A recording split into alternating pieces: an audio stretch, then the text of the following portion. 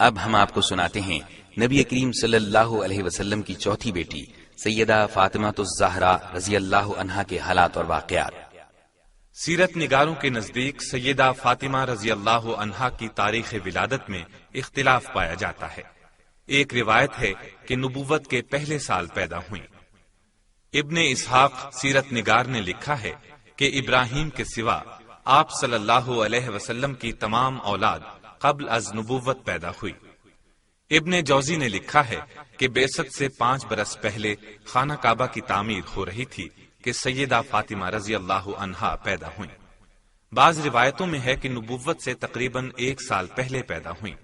اس میں گرامی فاطمہ اور لقب زہرا ہے۔ ان کی تربیت بھی نبی کریم صلی اللہ علیہ وسلم اور سیدہ خدیجہ رضی اللہ عنہا کی زیر نگرانی ہوئی۔ صحیح مسلم کی ایک روایت میں ہے کہ سیدہ فاطمہ کی چال ڈھال رسول اللہ صلی اللہ علیہ وسلم سے بالکل مشابہ تھی۔ صرف یہی نہیں بلکہ اٹھتے بیٹھتے اور ہر بات میں سیدہ فاطمہ سے زیادہ آپ کے مشابہ کسی کو نہیں دیکھا گیا۔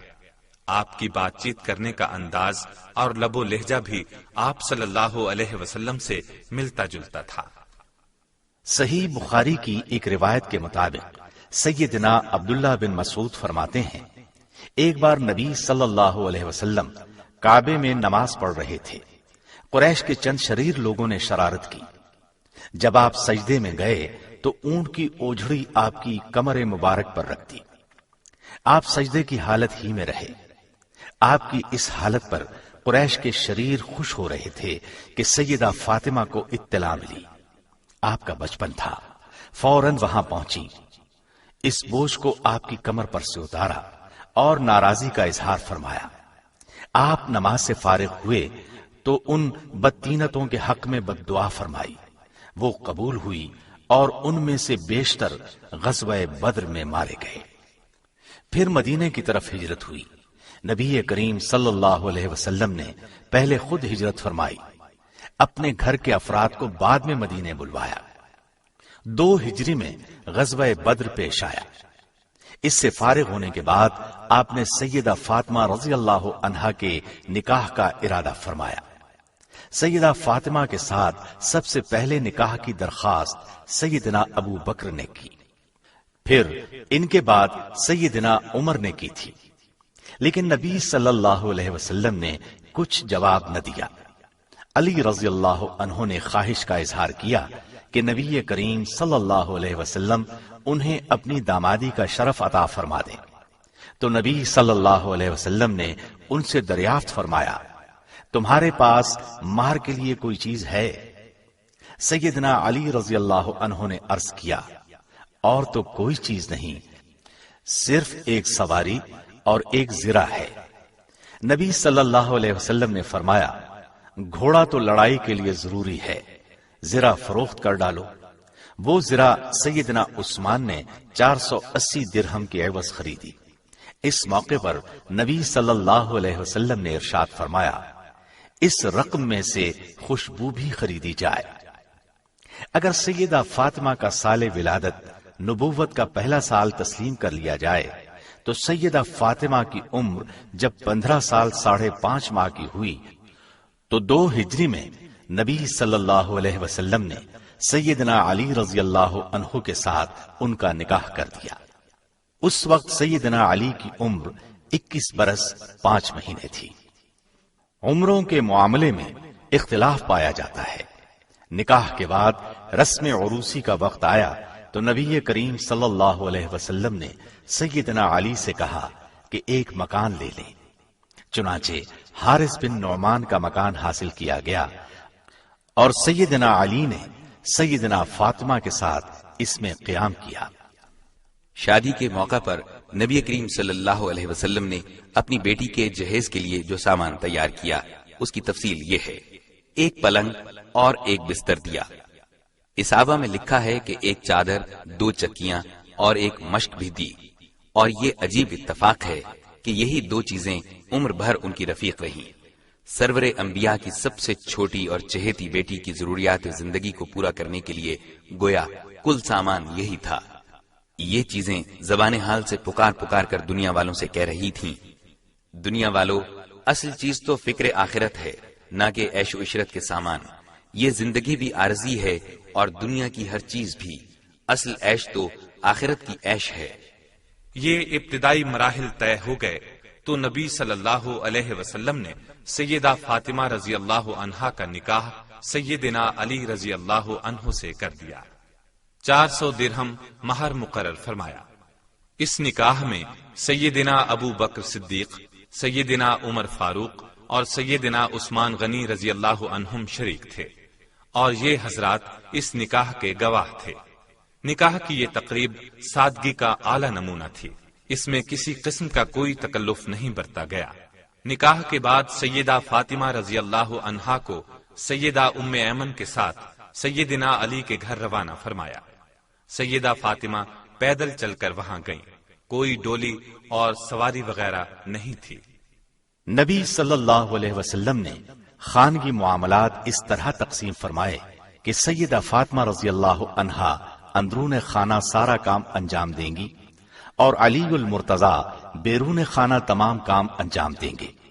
اس سلسلے میں مشہور واقعہ ہے کہ ایک مرتبہ فتوحات کے بعد کچھ غلام نبی صلی اللہ علیہ وسلم کے پاس آئے تو سیدنا علی نے سیدہ فاطمہ کو مشورہ دیا کہ وہ نبی کریم صلی اللہ علیہ وسلم کی خدمت میں حاضر ہو کر ایک غلام مانگ لے تاکہ وہ گھر کے کام کاج کر دیا کرے۔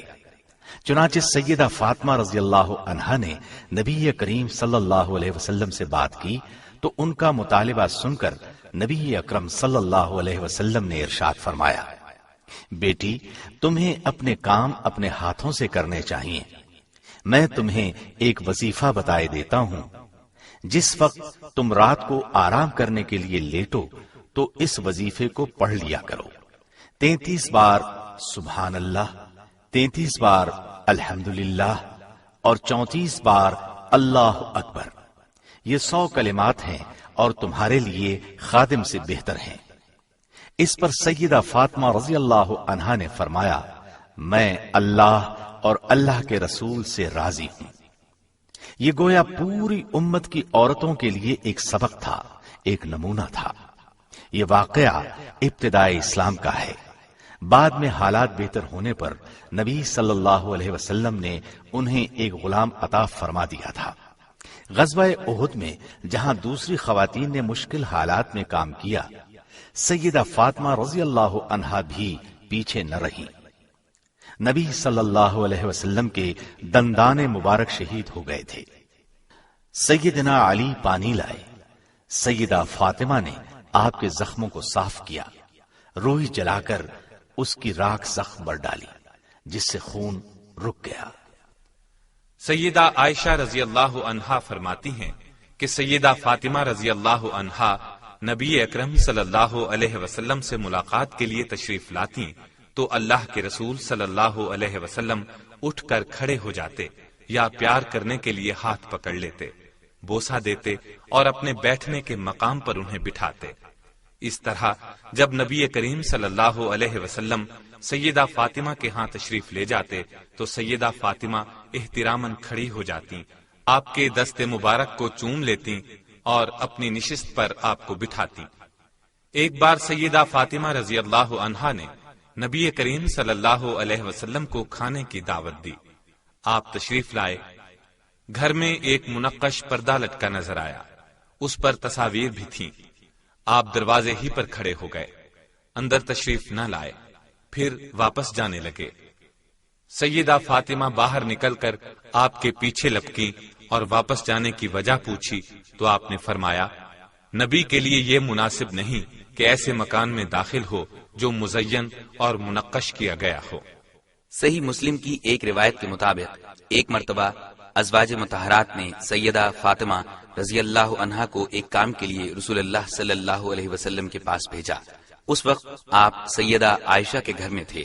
اس کام کے متعلق بات ہو گئی تو آپ نے سیدہ فاطمہ رضی اللہ عنہا سے فرمایا، اے میری بیٹی، جو مجھے محبوب ہو کیا وہ تجھے محبوب نہیں؟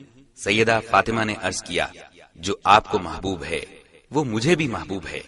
اس پر آپ نے ارشاد فرمایا، عائشہ مجھے محبوب ہے، تم بھی انہیں محبوب رکھنا۔ مطلب یہ ہوا کہ جسے سید المرسلین محبوب جانے، امت کو بھی چاہیے کہ اسے محبوب رکھیں۔ فتح مکہ کے بعد سیدنا علی رضی اللہ عنہ نے ابو جہل کی لڑکی جمیلہ سے نکاح کا ارادہ کیا۔ اس بات کی اطلاع سیدہ فاطمہ رضی اللہ عنہا کو ہوئی تو شدید رنج کا احساس ہوا۔ یہ قدرتی بات تھی۔ ناراض ہو کر نبی صلی اللہ علیہ وسلم کی خدمت میں تشریف لے گئیں اور یہ بات آپ کو بھی بتائی۔ آپ نے ان کی بات سن کر لوگوں کو ایک خطبہ دیا۔ اس میں ارشاد فرمایا، فاطمہ میرے جسم کا ٹکڑا ہے، جو چیز فاطمہ کو بری لگے وہ مجھے بھی ناپسند ہے۔ پھر آپ نے فرمایا، میں اپنی طرف سے حلال کو حرام نہیں کرتا اور نہ کسی حرام کو حلال کرتا ہوں، لیکن اللہ کی قسم، اللہ کے رسول کی بیٹی اور اللہ کے دشمن کی بیٹی ایک شخص کے نکاح میں جمع نہیں ہوں گی۔ جب ناراضی کی یہ صورت واضح ہوئی تو سیدنا علی نے ابو جہل کی بیٹی سے نکاح کا ارادہ ترک کر دیا۔ ایک مرتبہ اور بھی سیدنا علی کی سیدہ فاطمہ سے ناراضی ہوئی۔ سیدہ نے نبی صلی اللہ علیہ وسلم سے شکایت کی تو آپ نے فرمایا، اے فاطمہ، اے میری بیٹی، اپنے خاوند کی اطاعت اور فرما برداری کرو، اور یہ بات سمجھ لو کہ ایسی کون سی عورت ہے کہ جس کے پاس اس کا خاوند خاموشی سے چلا آئے۔ مطلب یہ کہ تنبیہ وغیرہ کرنے کا شوہر کو حق ہے۔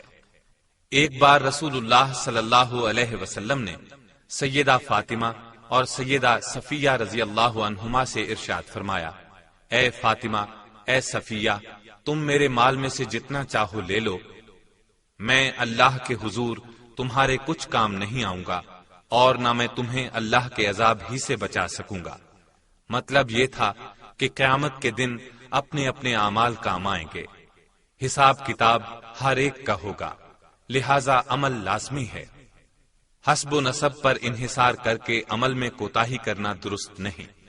اس مقام پر شفاعت کی نفی ہرگز نہیں ہے۔ شفاعت اپنے مقام پر اللہ تعالی کی اجازت سے ہوگی۔ نبی کریم صلی اللہ علیہ وسلم کے آخری ایام میں ایک واقعہ پیش آیا۔ سیدہ عائشہ صدیقہ رضی اللہ عنہا فرماتی ہیں کہ ایک روز سردار دو عالم صلی اللہ علیہ وسلم گھر میں تشریف رکھتے تھے۔ ہم آپ کے پاس موجود تھیں کہ سیدہ فاطمہ رضی اللہ عنہا تشریف لائیں۔ اس وقت نبی اقدس صلی اللہ علیہ وسلم کی اولاد میں سے بس سیدہ فاطمہ ہی زندہ تھیں، باقی تمام اولاد فوت ہو چکی تھی۔ آپ نے سیدہ کو آتے دیکھا تو مرحبا فرمایا، انہیں اپنے پاس بٹھایا، پھر آپ نے ان کے کان میں کوئی بات فرمائی۔ وہ بات سن کر سیدہ فاطمہ بے ساختہ رونے لگیں۔ جب آپ نے ان کی غمگینی دیکھی تو کان میں دوبارہ کچھ کہا۔ اس بار بات سن کر وہ ہنسنے لگی۔ جب نبی کریم صلی اللہ علیہ وسلم اس مجلس سے تشریف لے گئے تو میں نے سیدہ فاطمہ سے پہلے رونے پھر ہنسنے کا سبب پوچھا۔ اس پر انہوں نے فرمایا، نبی کریم صلی اللہ علیہ وسلم کا راز ظاہر کرنا مجھے پسند نہیں۔ پھر جب نبی صلی اللہ علیہ وسلم کا انتقال ہو گیا تو میں نے فاطمہ سے کہا، اب تو مجھے وہ بات بتا دیں۔ اس وقت انہوں نے بتایا کہ پہلی مرتبہ نبی کریم صلی اللہ علیہ وسلم نے میرے کان میں کہا تھا کہ اے فاطمہ، جبریل امین ہر سال ایک مرتبہ آ کر قرآن مجید مجھے سناتے اور مجھ سے سنتے رہے ہیں۔ اس سال انہوں نے مجھے 2 بار قرآن سنایا اور مجھ سے 2 بار قرآن سنا۔ اس سے میں یہ خیال کرتا ہوں کہ میری وفات قریب آ گئی ہے۔ اللہ سے خوف کھانا اور صبر کرنا۔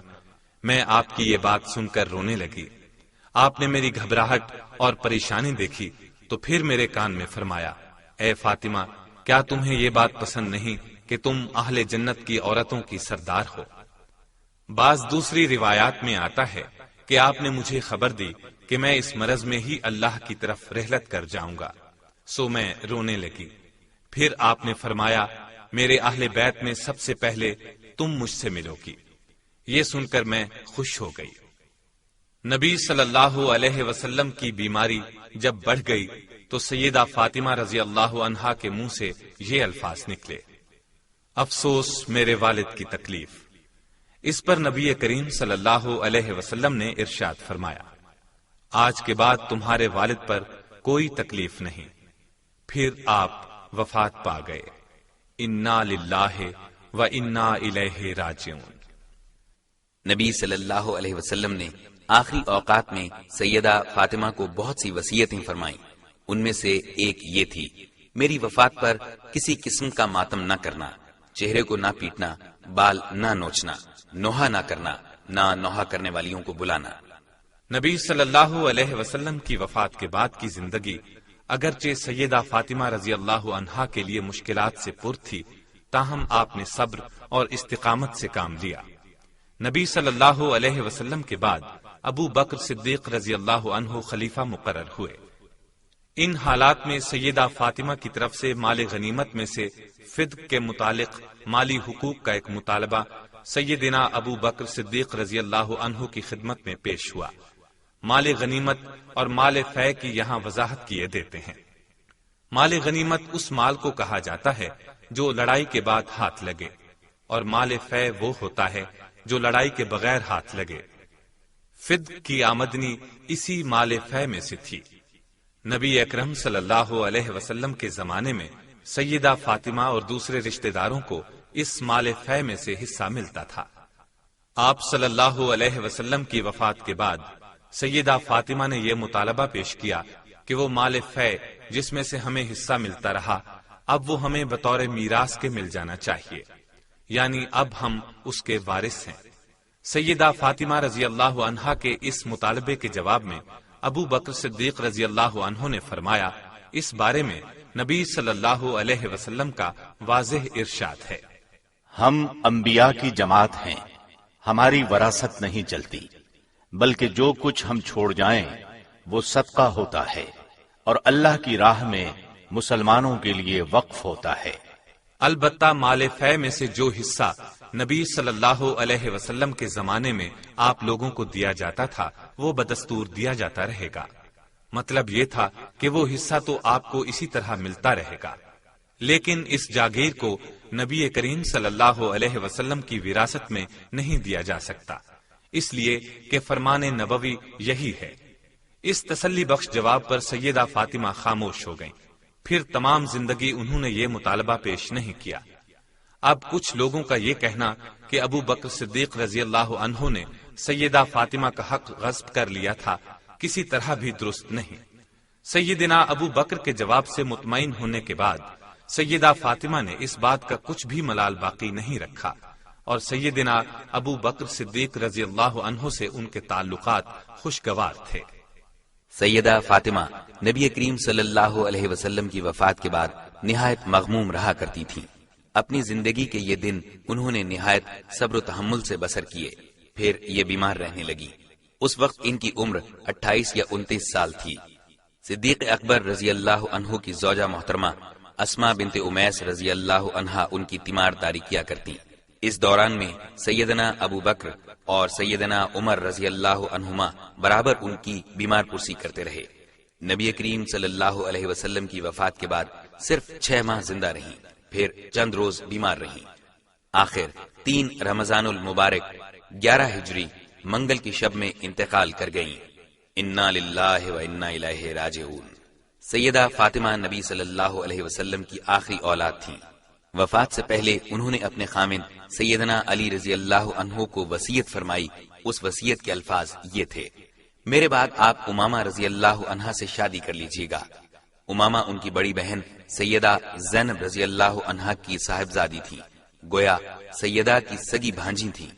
چنانچہ سیدہ فاطمہ کی وفات کے بعد سیدنا علی نے امامہ سے نکاح کیا۔ سیدہ فاطمہ رضی اللہ عنہا کے انتقال نے ایک بار پھر غم کی لہر دوڑا دی۔ نبی صلی اللہ علیہ وسلم کی جدائی کا غم پھر سے تازہ کر دیا۔ صحابہ کرام کے رنج و غم کی انتہا نہ رہی۔ سیدہ فاطمہ کا انتقال مغرب اور عشاء کے درمیان ہوا۔ انہوں نے ابو بکر صدیق کی زوجہ محترمہ کو وصیت کی تھی کہ وہ انہیں غسل دیں۔ چنانچہ اسماء بنت امیس رضی اللہ عنہا نے ان کے غسل کا انتظام فرمایا۔ غسل اور کفن کے بعد جنازے کا مسئلہ پیش آیا۔ اس موقع پر خلیفہ اول سیدنا ابو بکر صدیق، سیدنا عمر فاروق اور دیگر اصحاب رضی اللہ عنہم جو اس موقع پر موجود تھے تشریف لائے۔ سیدنا علی المرتضیٰ کو دیکھ کر ابو بکر صدیق رضی اللہ عنہ نے ان سے فرمایا، آپ آگے تشریف لائیں اور جنازہ پڑھائیں۔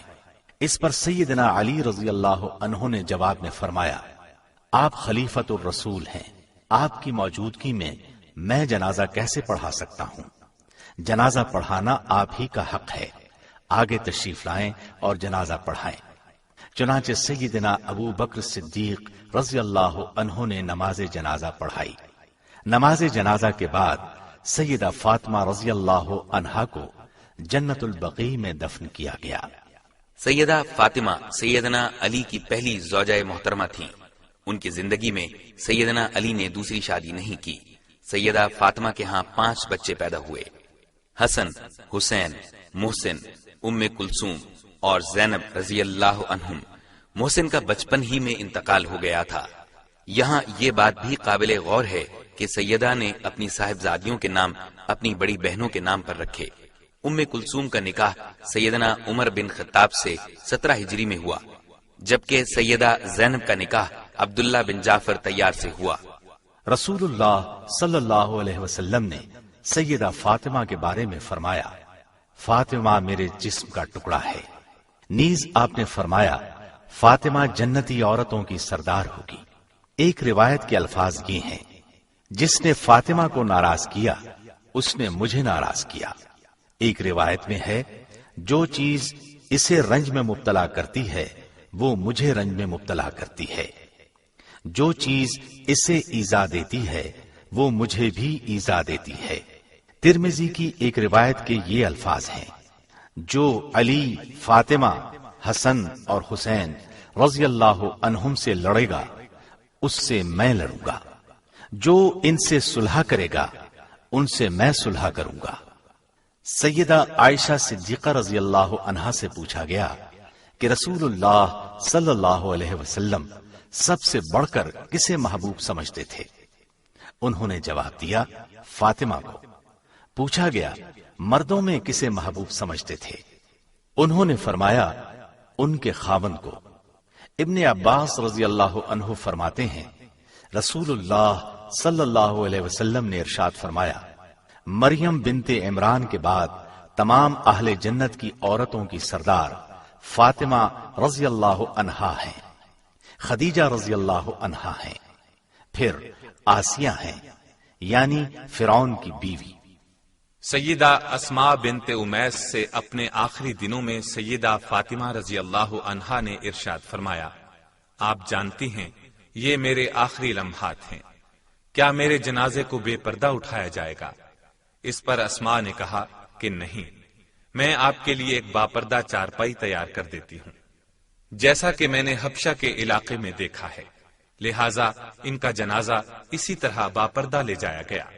مسلم کی ایک حدیث میں ہے، سیدہ عائشہ فرماتی ہیں، نبی صلی اللہ علیہ وسلم ایک روز صبح کے وقت باہر نکلے، آپ پر سیاہ چادر تھی، حسن بن علی آئے، آپ نے انہیں اس میں داخل کر لیا، پھر حسین بن علی آئے، آپ نے انہیں بھی اس میں داخل کر لیا، پھر سیدہ فاطمہ آئیں، آپ نے انہیں بھی اس میں داخل کر لیا، پھر سیدنا علی آئے، آپ نے انہیں بھی اس میں داخل کر لیا اور فرمایا، اے اہل بیت، اللہ چاہتا ہے تم سے پلیدی دور کر دے اور تم کو پاک کر دے۔